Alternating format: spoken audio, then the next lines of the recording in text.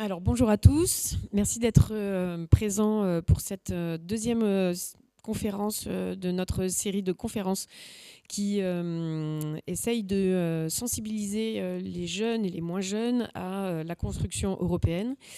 Et aujourd'hui, nous avons une thématique qui touche la mémoire. Et il sera très intéressant de pouvoir à la fois écouter nos intervenants de qualité et de pouvoir échanger avec le public ici présent. Je suis Séverine Gallet, je suis la directrice de la Maison de l'Europe des Landes, qui est basée à Pontonx et qui est une association qui existe depuis bientôt 7 ans. Et on travaille essentiellement sur la promotion de la construction européenne et sur l'émancipation de la jeunesse.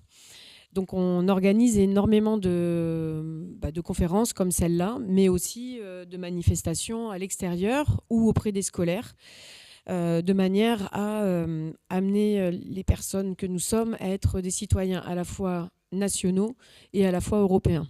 Et maintenant, on peut même parler à l'échelle du monde. Donc cette matinée, elle va se découper en 2 temps.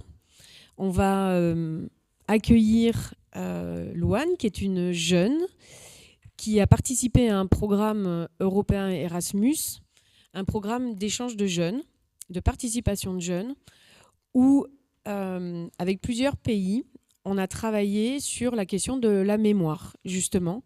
Est-ce que la mémoire, aujourd'hui, est quelque chose d'utile dans notre conception politique et citoyenne ?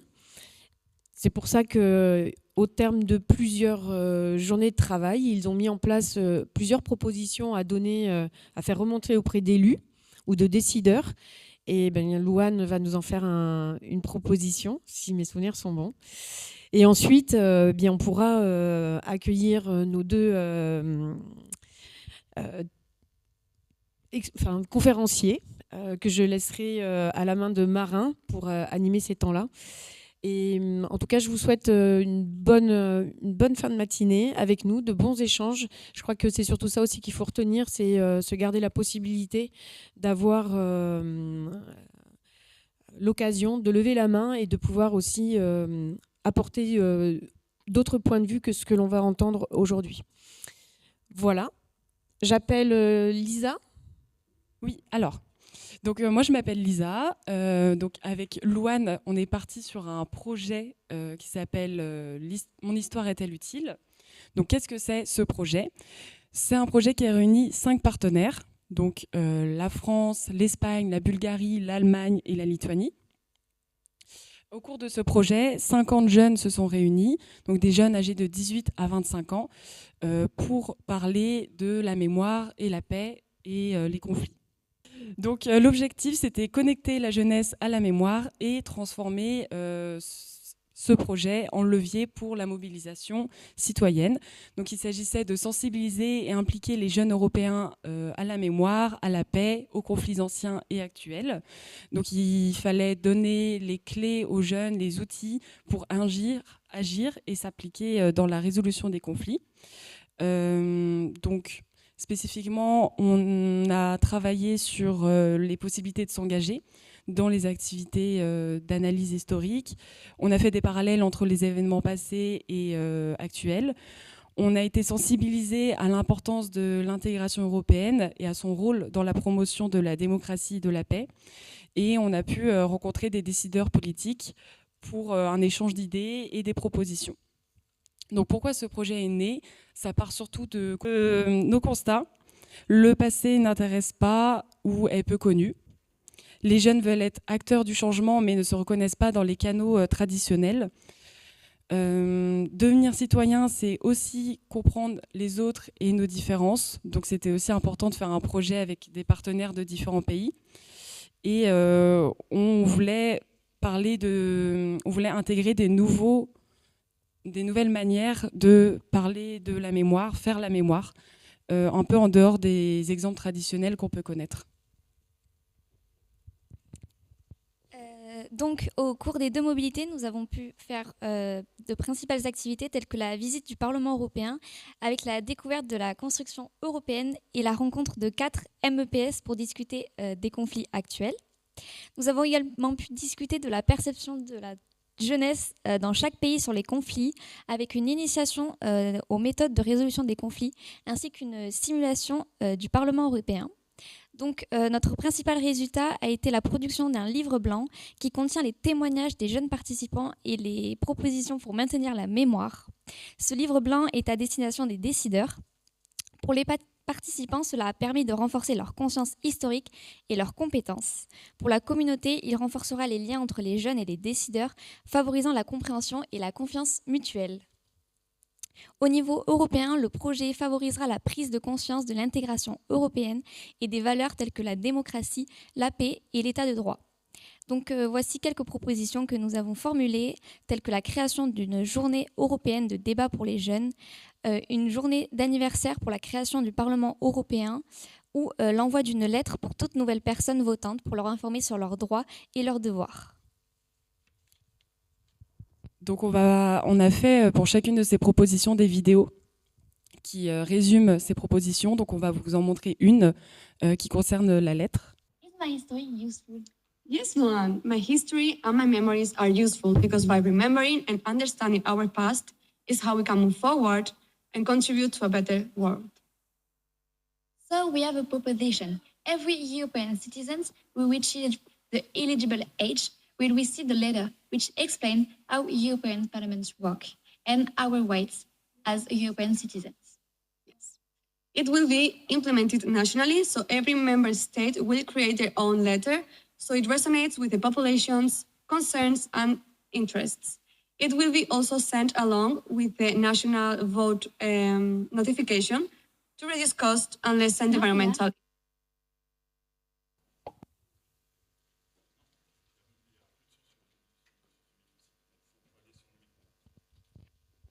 Donc voilà, c'était un exemple de vidéos qu'on a fait. On en a fait 10 et elles seront toutes publiées sur nos réseaux sociaux.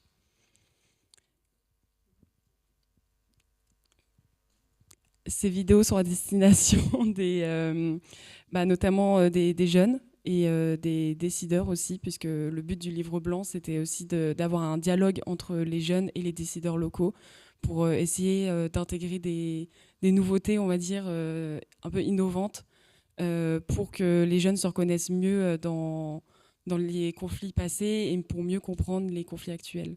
Donc en fait, suite à chaque projet, les jeunes, s'ils le souhaitent, ils peuvent continuer à s'engager et faire partie des jeunes ambassadeurs WIPSI. Donc c'est le cas de Louane. Je ne sais pas si tu veux dire un mot sur ce que c'est. Donc les jeunes ambassadeurs WIPSI, c'est une réunion donc avec plusieurs jeunes qui sont partis en mobilité pour qu'on puisse partager nos expériences et informer les jeunes landais sur la possibilité de partir en Erasmus ici dans les Landes. Et du coup, avec les JO, on va essayer de créer ou utiliser des outils pour un peu sensibiliser ou informer sur tous les projets Erasmus+, donc ce que c'est les programmes européens, et puis parler de tous les thèmes abordés. Voilà. Est-ce que vous avez des questions sur ce projet ? Oui, c'est bon, on m'entend. Ok. Donc déjà, je tiens à te féliciter, Louane, de venir aujourd'hui ici défendre un projet qui est honnêtement très important, qui montre, je pense aussi que la jeunesse s'engage dans la mémoire. La mémoire, on le verra, mais c'est un très très grand enjeu de réussir à mobiliser les jeunes et montrer aussi que l'Union européenne met des initiatives, met des actions pour que la mémoire soit l'enjeu des jeunes qui puissent s'en saisir. Ma question, ce serait donc de savoir, comme tu l'as dit, que vous avez travaillé avec différents pays. Est-ce qu'il y a eu un peu des ressorties ou des différences culturelles que tu as pu voir, et notamment dans l'approche des thématiques avec ces différents pays ?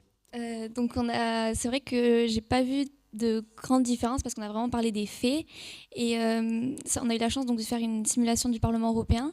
Et là par contre ça a été un peu plus compliqué parce que c'est vrai qu'on s'entendait pas tous très bien et c'est un peu parti en... C'est devenu compliqué, mais sinon dans tout ce qui touchait à la partie faits historiques, j'ai pas vu de grandes différences parce que je pense qu'on s'est vraiment attaché aux faits et pas aux visions de chaque pays.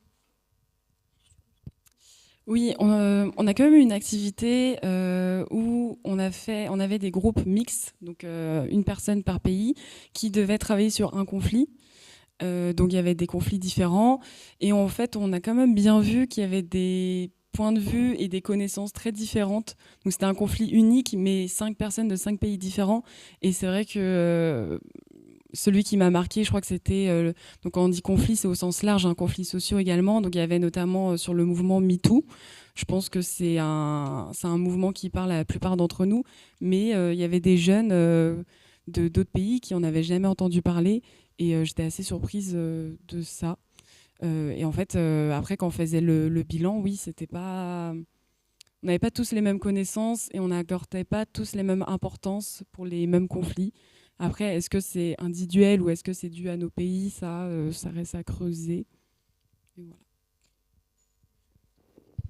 Moi, je vais me permettre de rajouter un truc parce que j'étais quand même avec eux. Moi, ce que je vois, surtout parce que la question de la mémoire, c'est un sujet que la Maison de l'Europe, avec des intervenants dont Serge qui est ici, on essaye de traiter depuis peut-être 1 an ou 2.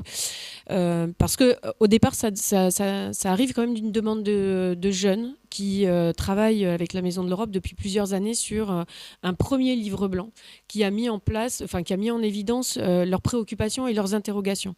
Et la question de la mémoire est arrivée et elle faisait écho aussi en parallèle à des demandes d'associations qui travaillent sur la mémoire de la Seconde Guerre mondiale, Première Guerre mondiale, etc. Donc c'est intéressant de voir en fait 2 attentes un petit peu, mais avec une approche complètement différente. En tout cas, ce qui en ressort de ce temps-là, et je pense que mes collègues ici présents pourront le confirmer, c'est que la jeunesse n'a pas la même temporalité et leur histoire, à eux, commence bien plus tard. Donc aujourd'hui, leurs préoccupations, ou en tout cas leur fait de mémoire, ça va être des conflits beaucoup plus récents. La guerre en Ukraine, le Covid, le mur de Berlin. Voilà. Mais en fait, ce qui se passe avant, c'est déjà très très loin. On pourrait presque parler d'antiquité. Donc c'est vrai qu'aujourd'hui, c'est comment on ramène la question de la mémoire et de l'histoire auprès d'une jeunesse qui a déjà vécu quand même, mine de rien, même si on dit qu'on est en temps de paix depuis plus de 80 ans, il n'empêche qu'il y a quand même dans le monde, parce qu'on est dans un système de mondialisation où l'information passe vite, les jeunes aujourd'hui, ils savent tous les conflits qui se passent ailleurs. Donc en fait, il y a aussi cette préoccupation d'une histoire qui est beaucoup plus proche que celle qui nous touche à nous. Et donc ça aussi, c'est à prendre en considération, je pense, dans les années à venir.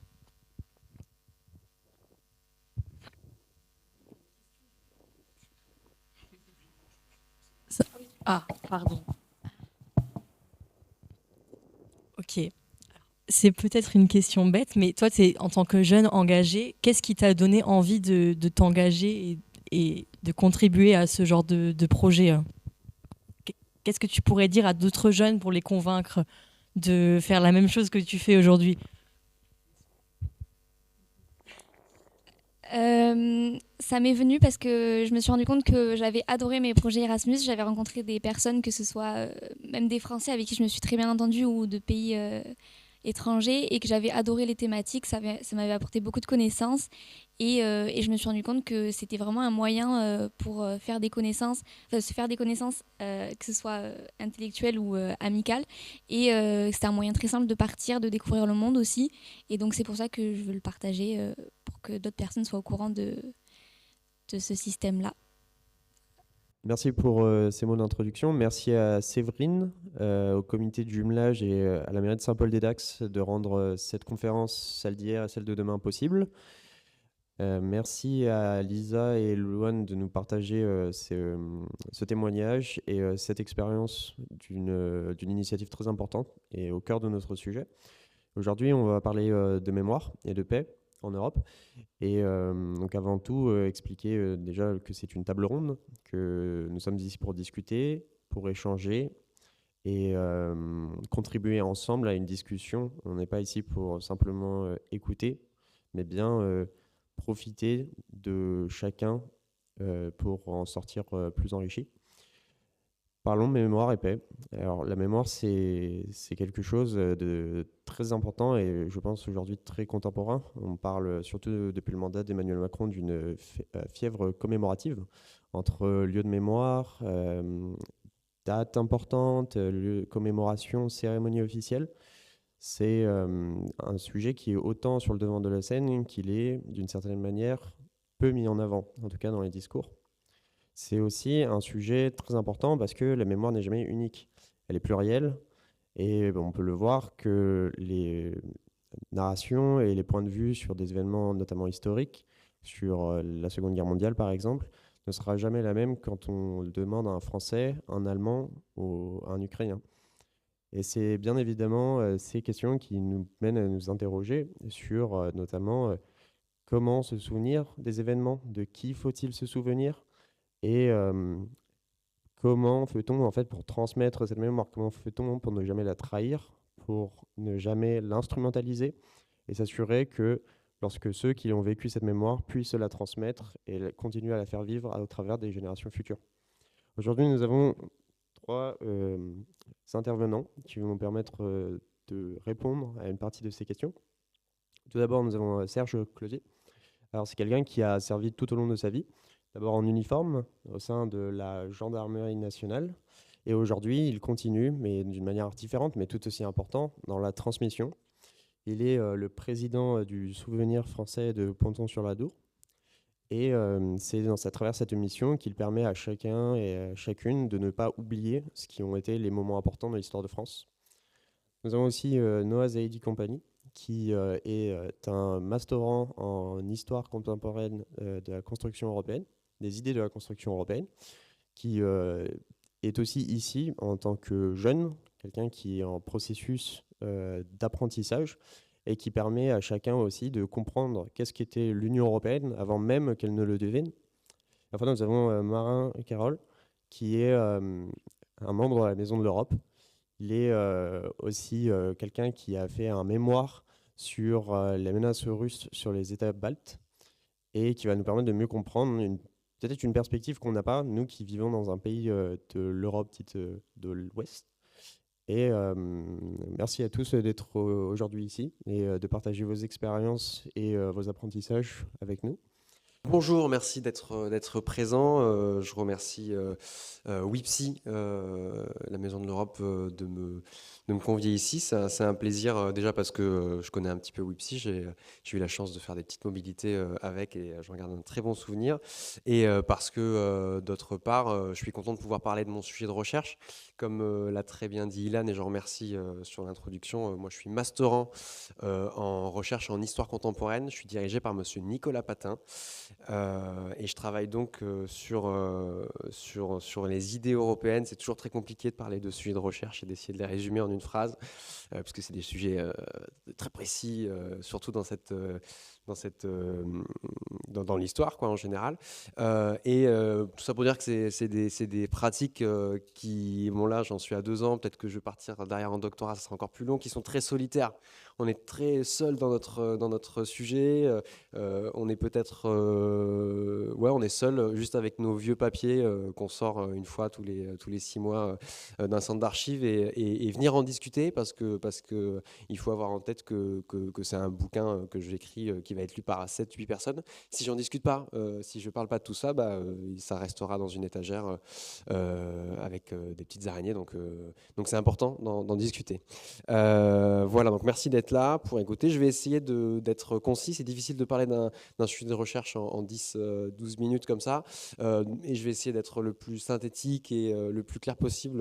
Voilà, il y aura un temps de questions. N'hésitez surtout pas à préparer ce temps de questions si vraiment j'étais peut-être un peu trop scientifique dans ma manière d'aborder les choses. Donc comme on l'a dit, je travaille sur des fédéralistes pour comprendre ces mouvements-là qui situent moi entre 45 et 54, 57. Pour situer tout ça, il faut comprendre plusieurs notions d'abord. Je vais commencer par la notion d'État-nation. On a admis depuis le 19e siècle et le 20e siècle que le cadre dominant en Europe politique, c'est celui de l'État-nation. Qu'est-ce que c'est qu'un État-nation ? En un mot, c'est l'idée selon laquelle un peuple et son territoire et le pouvoir politique, ça doit former un ensemble cohérent. Ça nous paraît une évidence pour nous, d'autant plus que j'imagine qu'on est ici beaucoup de Français, dans lequel on a un héritage politique du Royaume de France, où dès le XIIIe siècle, on estime que le Royaume il est inaliénable, que Français c'est une nation et l'État de la couronne. Il faut penser que l'Europe, c'est pas que la France. Nos voisins outre-Rhin n'ont pas du tout cette même logique-là. On parle d'un peuple allemand bien avant la construction de l'État allemand. L'État allemand, c'est 1871 à Versailles, chez nous en France. En Italie, c'est pareil. On parle d'un peuple italien bien avant l'introduction d'un État italien. Donc c'est une notion qui nous paraît peut-être naturelle pour nous, Français. Or, en Europe, partout, ça n'a pas forcément, ça découle pas de sens comme ça naturellement. Et c'est à partir de ce constat-là qu'on veut réfléchir. Quand je dis on, évidemment, moi je suis historien, j'établis des contextes, c'est pas forcément mes opinions. Là, c'est les opinions des militants. Donc on va penser l'État et la nation comme deux choses à part et donc du coup repenser leurs attributions entre elles. Donc vient d'intervenir ce qu'on appelle les fédéralistes européens. C'est une manière différente de penser la construction, l'État et son pouvoir. Ça va être une manière à deux temps de le penser. D'abord, au-dessus de l'État. D'accord ? Ça va nous parler à tous déjà, puisqu'on on est citoyen français, mais on est aujourd'hui citoyen européen. Donc on comprend bien que supranationalement parlant, au-dessus des États, il y a des lois, il y a une constitution qui donne des grandes lignes pour nos États, à nous, Français, Allemands, etc. Donc ça, c'est le supranational, c'est l'échelle du dessus, qui nous est à tous aujourd'hui, citoyens du XXIe siècle, assez familier. Mais c'est aussi penser l'Europe en dessous de la nation, à l'échelle des régions, parfois des communes, on va en parler aussi un petit peu, à l'échelle des secteurs d'activité aussi. En gros, en un seul mot, c'est penser l'État au-dessus de la nation et en dessous, en essayant d'enlever cette strate de la nation qui, pour ces fédéralistes-là, est une construction qui n'est pas forcément nécessaire. Hein, et qui, on va le voir, amène à la guerre, puisque c'est la question. Voilà, j'espère que je suis clair pour l'instant. Donc ces mouvements fédéralistes, ils naissent pas en 1945, mais c'est à ce moment-là que je commence à les étudier. Ils partent d'un constat historique qui est celui de la Seconde Guerre mondiale. C'est pas un simple constat comme on l'a aujourd'hui ouvert dans des livres. Ces militants, c'est précisément des combattants, c'est précisément des prisonniers de guerre, c'est des gens qui ont l'expérience de cette Seconde Guerre mondiale et aussi pour la plupart de la Première Guerre mondiale, hein, qui a été un gros bouleversement. On a tous en conscience que la Seconde Guerre mondiale, c'est un bouleversement. La première, c'est peut-être l'événement fondateur de ce XXe siècle. On appelle ça en historiographie, c'est le suicide de l'Europe. Hein. Beaucoup phrasé comme ça. Donc c'est un constat historique qui est difficile. Il y a les morts, mais il y a surtout il y a des ruines. Nous, on pense beaucoup à la France parce qu'on est français, mais on a bien conscience qu'en Allemagne, complètement bombardée par les Alliés, il y a des villes comme Cologne qui sont détruites à 2/3, voire 3/4 de la ville. Et quand je dis détruites, ce sont des ruines. Hein. Il y a tout à reconstruire.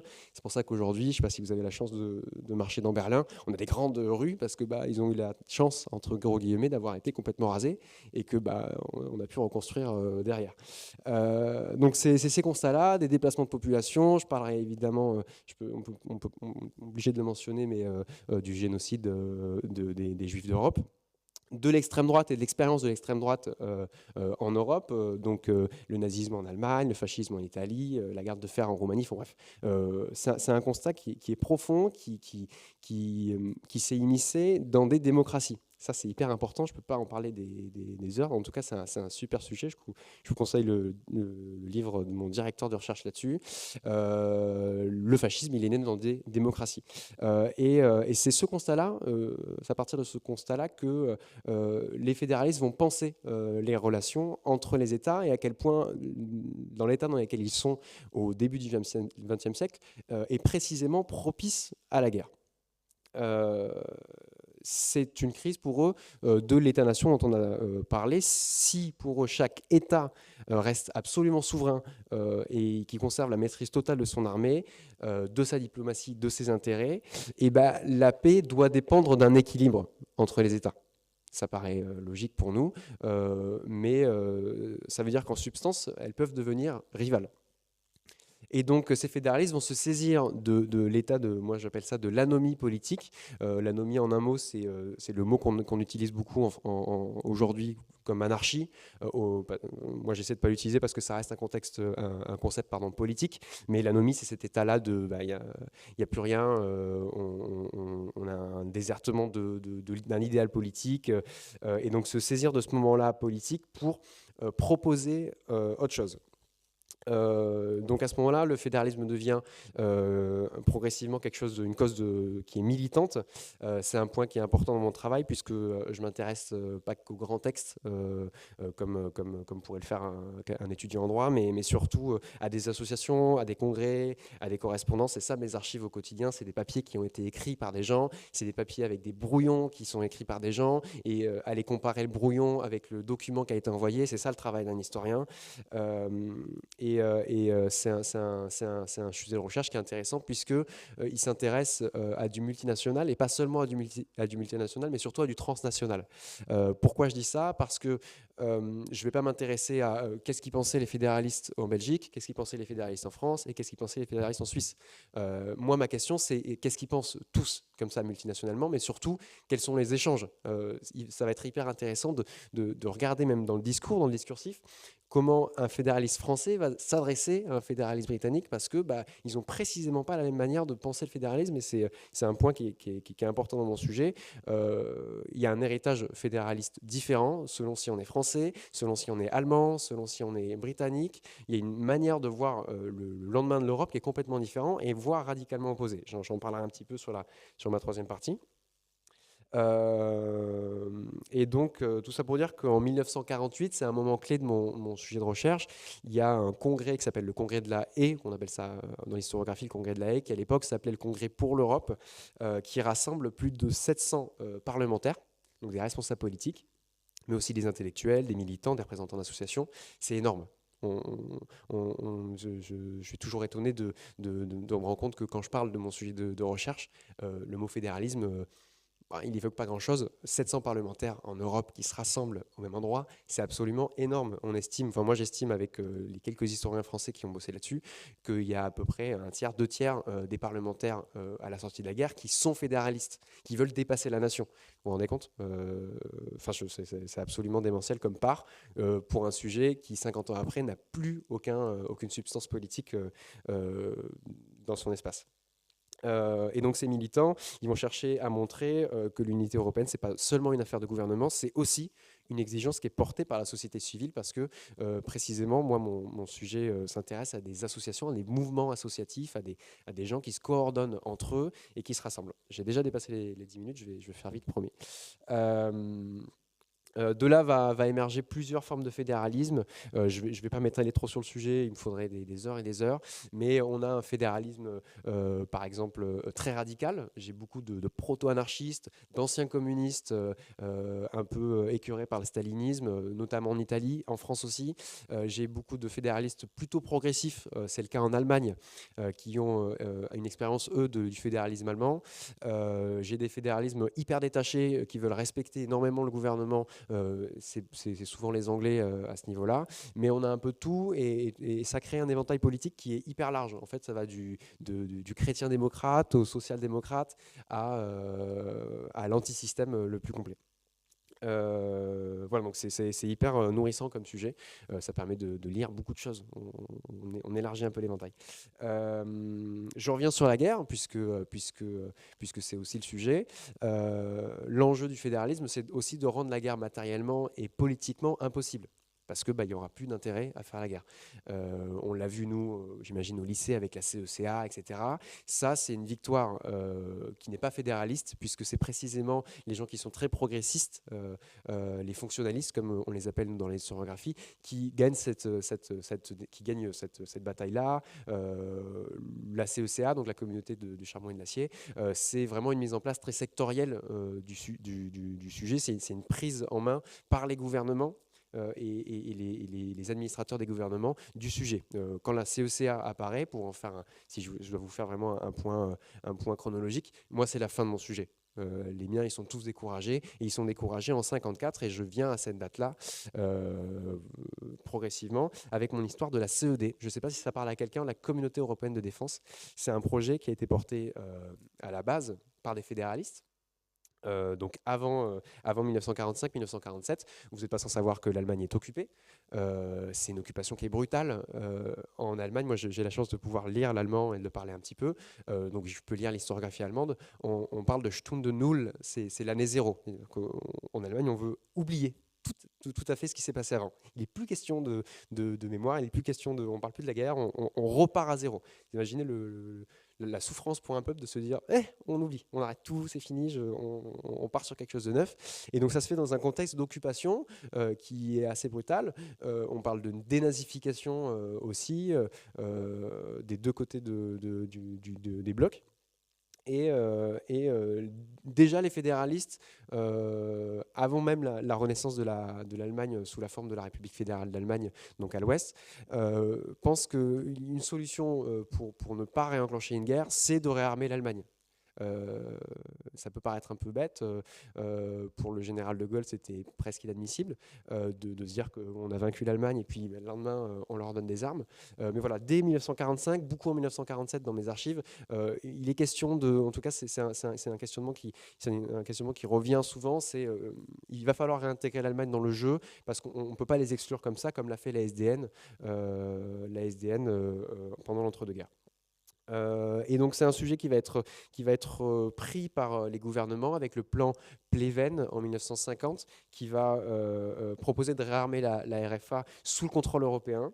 Encore une fois, la chance que j'ai de pouvoir parler les deux langues me permet de lire l'historiographie française et l'historiographie allemande. Dans l'historiographie française, souvent attachée au général de Gaulle, etc., c'est une envie de faire renaître l'Europe sous une troisième force, autre que l'attachement aux États-Unis, l'attachement à l'URSS, sous l'historiographie allemande.